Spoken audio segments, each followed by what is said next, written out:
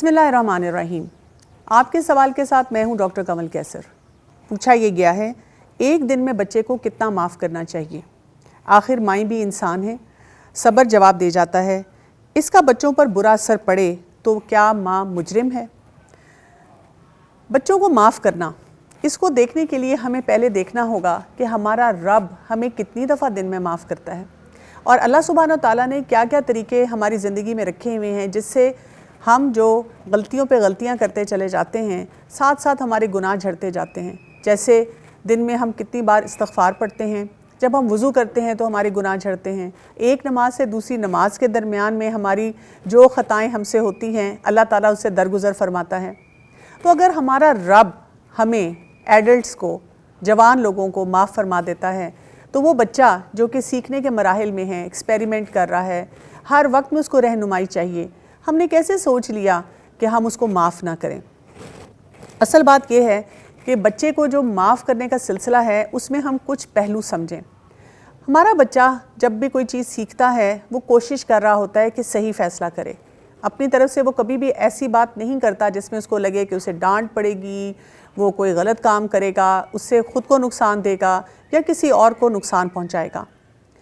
लेकिन इन तमाम हालात में उसको कुछ रहनुमाई की हमारी तरफ से ज़रूरत होती है। वालिदैन का मसला ये होता है कि हमने क्या किया होता है कि कुछ ऐसे रूल्स, ऐसी बातें अपने जहन में सोची होती हैं कि अगर वो बच्चा नहीं कर पाता तो हम उस पर बहुत सख्ती का रवैया रखते हैं।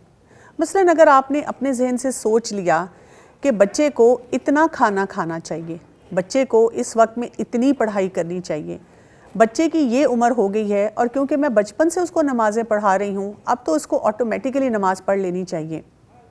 जब हमने ऐसी बातें अपने जहन में सोच ली और बच्चा उनके मुताबिक हमारी तवक्कुआत में पूरा ना उतर पाए, तो अब हम गुस्से में आ जाते हैं और हम उसको माफ़ करने के लिए तैयार नहीं होते।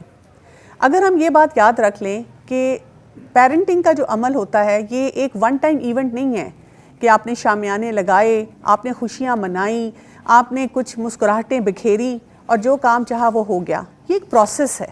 यानी इसका मतलब ये है कि सारी ज़िंदगी हर स्टेज पे हमने कुछ ना कुछ करना है। कई दफ़ा माएँ जो हैं वो मुझे आके कहती हैं, हम थक गए हैं, हम कब तक अपने बच्चों को कुछ सिखाएं और कब तक ये बच्चे गलतियाँ करेंगे और उसके लिए हम परेशान रहते हैं। अगर आप अपने आप को मेंटली तैयार कर लें कि बच्चों से गलतियाँ भी होंगी, हमें अफ़्व दरगुज़र से काम लेना है, हमने बहुत ज़्यादा ऐसी बातें परफेक्शन के लेवल पे अपने बच्चे के लिए नहीं सोचनी कि हम भी डिसअपॉइंट हों और बच्चा भी काम ना कर सके। इसको सोचने के साथ साथ अब हमें क्या करना है, ऐसी कहानियाँ नहीं घड़नी अपने जहन में कि पता नहीं मेरे साथ अब क्या ट्रेजिडी हो गई और मेरा बच्चा जो है वो पता नहीं कौन कौन से गुनाहों में मुलव्वस हुआ है।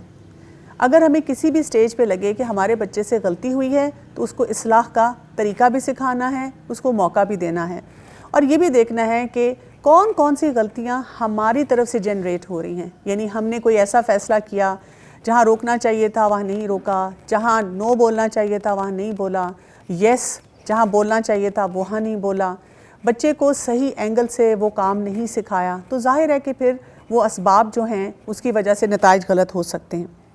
इसके साथ साथ हम हर बात को बहुत पर्सनल लेवल पे ना ले लें।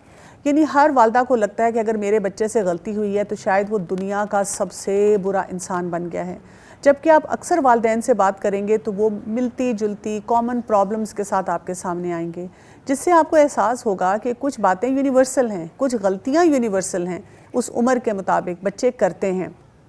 हमने सिर्फ उनके हल की तरफ जाना है और हर वक्त अपने आप को पास्ट में नहीं रखना। बच्चे ने गलती की और हम उसको बार बार उसको याद दिलाते रहें, बल्कि हमने आगे के लिए फ़ैसला करना है और हर गलती पे सोचना है कि मेरा रिलेशनशिप इम्पॉर्टेंट है या इस वक्त गलती की इस्लाह ऐसे करना कि मैं अपने बच्चे को और अपने आप को बिल्कुल तबाह कर दूं। और इसके साथ साथ अगर हम ये फ़ैसला कर लें कि ये बच्चे हमारे लिए सदका जारियाँ हैं और जब वो कोई गलत काम करेंगे हम उनकी इस्लाह करके उनको वो चीज़ सिखाएँगे जिससे कि वो अल्लाह को भी राज़ी करें और हमारे लिए भी बहुत सी आसानियाँ आएँ। और हाँ, जहाँ बात हुई है सब्र की, तो अपने अंदर सब्र को बढ़ाना है और उसके लिए इस्तकामत के लिए दुआएं भी बहुत ज़्यादा करनी हैं। अस्सलामु अलैकुम वरहमतुल्लाहि वबरकातुहू। دین کے نام پر عام ہیں جھوٹے قصے اور ویوز کی دکانداری۔ پیغام ٹی وی دیتا ہے حالات حاضرہ کے متعلق دین و دنیا کی مکمل رہنمائی نامور اسکالرز کے ساتھ، تعلیم اور ثواب، مستند اور بر وقت۔ سبسکرائب کیجیے۔ پیغام ٹی وی آفیشیل